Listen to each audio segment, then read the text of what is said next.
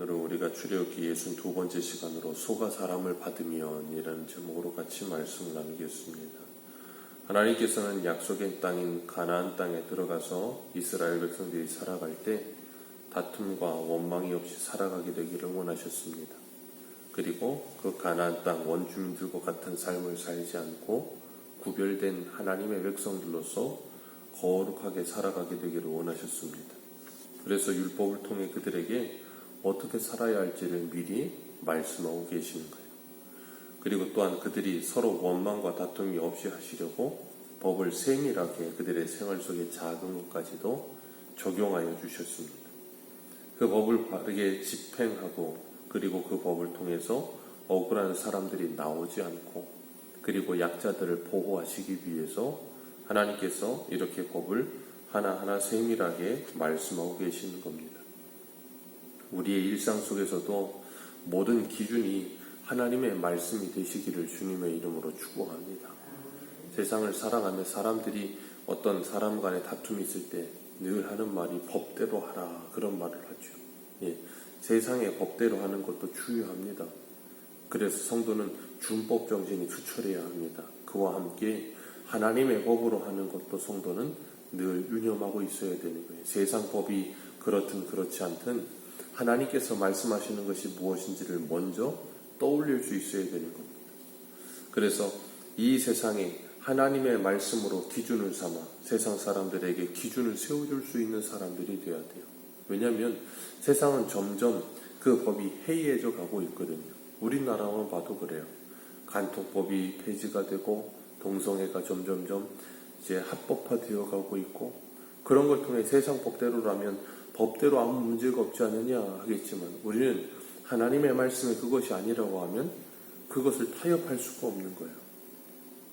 오늘 소에 대해서 말씀하시는데 소가 남자나 여자를 봐도 죽이면 그 소는 반드시 죽이라 하셨습니다. 그리고 그 고기도 먹지 말라. 그 책임을 소에게 묻는 게 아니라 소 주인에게 책임을 묻는 거죠. 그리고 소를 죽이면 그 노동력을 잃어버리고 고기마저 먹지 말라고 하는 것은 그 값을 치르라는 것입니다. 그렇기 때문에 이 소 주인은 소를 뭐 해야 돼요? 단속해야 되는 거예요. 그건 당연한 거죠. 29절에도 보면 소가 본래 받는 버릇이 있어. 36절에도 소가 받는 버릇이 있어 라고 했어요. 그리고 그 주인에게 경고를 했으면 그래서 그 주인이 그로 말미암아 경고를 받았으면 이라고 말을 하는데 이 경고를 받는다는 게 한두 번 받는 게 아니에요. 왜요? 받는 버릇이 있다는 말은 수시로 받아요. 그러니까 경고를 수시로 받겠죠. 그러면 그 소 주인은 당연히 어떻게 해야 돼요? 소를 각별히 주의시켜야 됩니다. 단속해서 사람에게 피해가 없도록 각별히 주의를 시켜야 되는데 주인이 그렇게 그 소를 각별히 주의를 시키지 않는 거예요. 그러니까 주인의 부주의로 말미암아 다른 사람이 피해가 입히거나 다른 사람이 죽는 일도 일어날 수 있다는 거예요. 오늘날은 개인이 소를 키우는 일은 거의 없습니다. 그렇기 때문에 이런 사고는 거의 일어나지 않죠. 그러나 오늘날 반려견들 때문에 일어나는 사건, 사고들이 엄청납니다. 우리나라 2018년의 통계를 보면 한 4년 전이죠. 5년 전 2,000명 넘는 사람이 개에 물려서 119에 실려간대요. 하루에 6명에서 7명 꼴이래요. 작년인가요? 언제도 등산객이 풀린 개에 물려가지고 죽었잖아요. 그런 일도 있고 아파트에서 어떤 유명 연예인의 반려견이 누구를 물어갖고 죽었고 그런 일들이 비일비재해요. 그런 일들이 일어나는 이유가 뭐예요? 주인의 부주의 때문에 그런 거예요. 당연히 개를 단속해야 되는데 개를 단속하지 않는 거예요. 밖에 나갈 때 큰 개들은 당연히 개의 입마개를 해야 되는데 입마개를 하지 않아요. 저희도 교회를 왔다 갔다 하다 보면 진돗개들 다 큰 성견 진돗개들이 큰 개들이 길을 돌아다니는데 입마개를 하지 않아요. 그건 법적으로도 세상 법적으로도 잘못된 겁니다. 내가 키우는 개가 그 답답해하든 답답해하지 않든 그건 중요하지 않아요.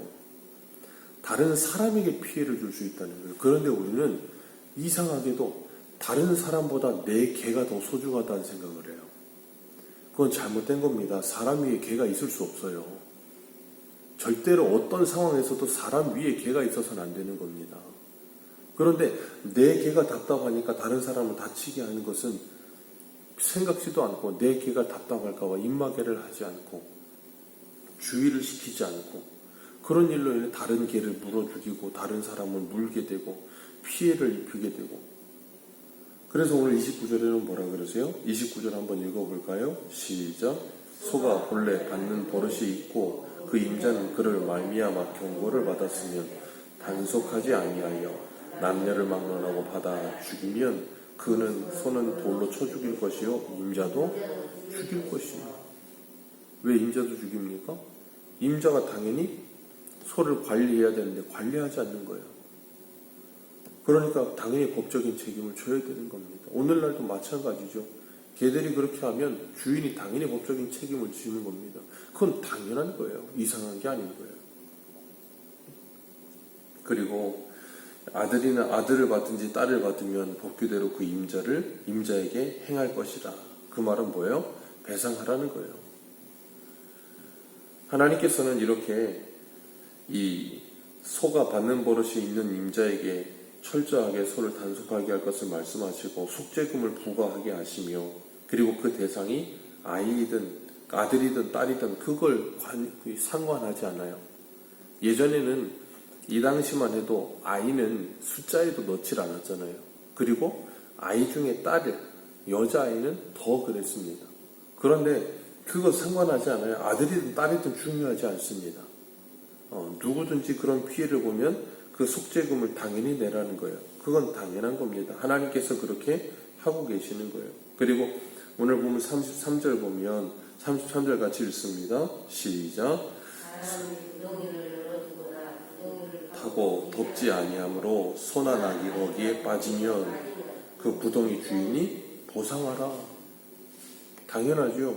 구덩이를 팠으면 당연히 덮어줘야 되는 겁니다. 그런데 구덩이를 파는데 덮어주질 않는 거예요.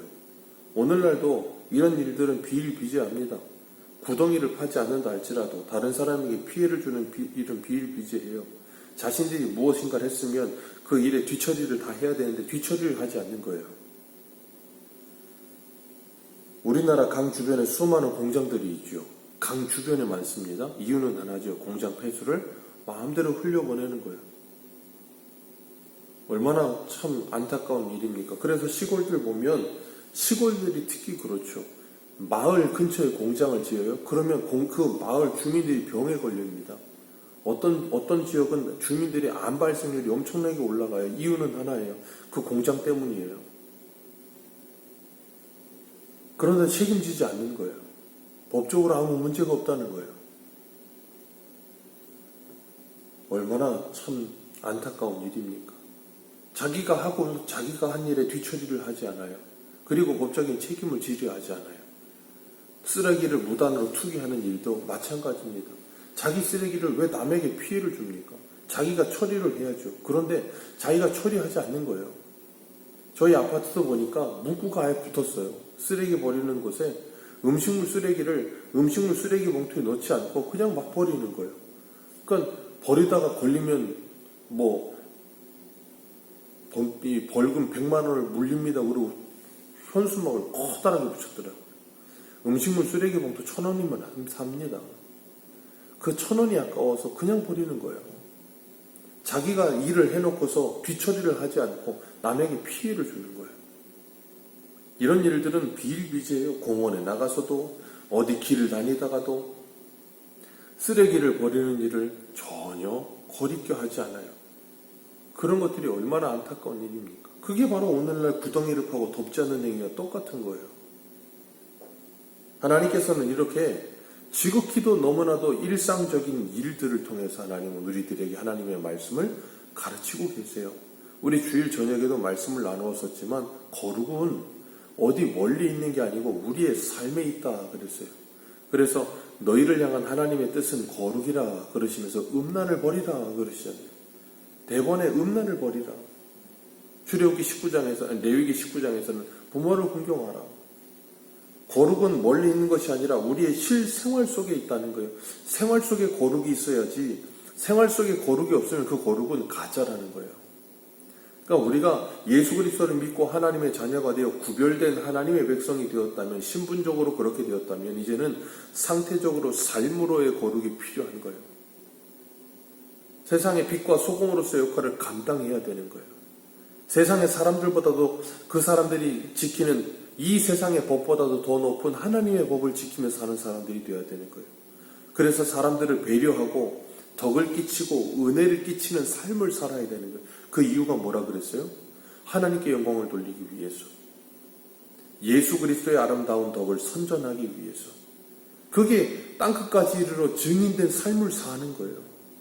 우리는 어디 선교 여행을 나가야만, 아니면 어떤 단기 선교를 나가야만 선교하는 것이고 전도를 하는 것이라고 생각해서는 안 되는 거예요. 우리의 삶 자체가 전도가 되어야 되는 거예요. 그래서 바울은 고린도 교회를 향해 그러잖아요. 너희는 그리스도의 향기요 편지라.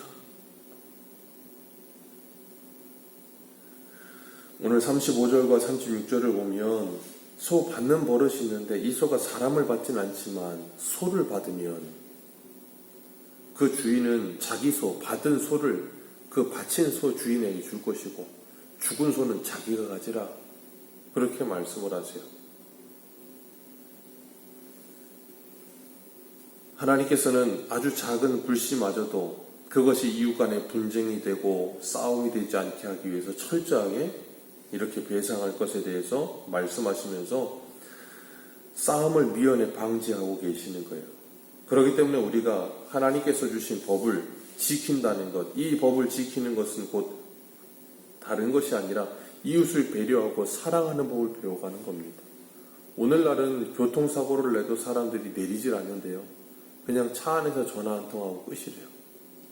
자기가 사고를 냈으면 내려서 도의적으로 미안하다, 어디 아픈 데 없느냐 물어가면서 자기 잘못을 사과해야 되는데, 보험회사를 불러서 처리하면 내 법적인 책임을 다했으니 상관없다는 식인 거예요.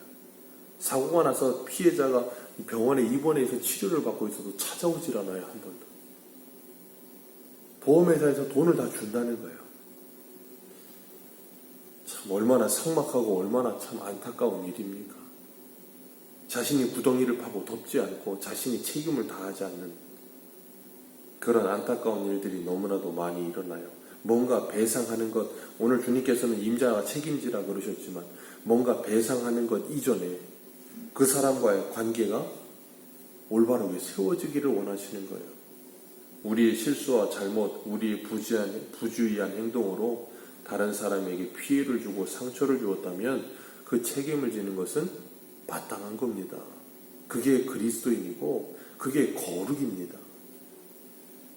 오늘도 이웃사랑을 실천하며 짐승보다 사람이, 물질보다 사람이 우선되는 세상, 그리고 하나님의 사랑이 이 세상에 아름답게 흘러갈 수 있는 통로가 되는 저와 여러분들 되시기를 축복합니다. 기도하겠습니다.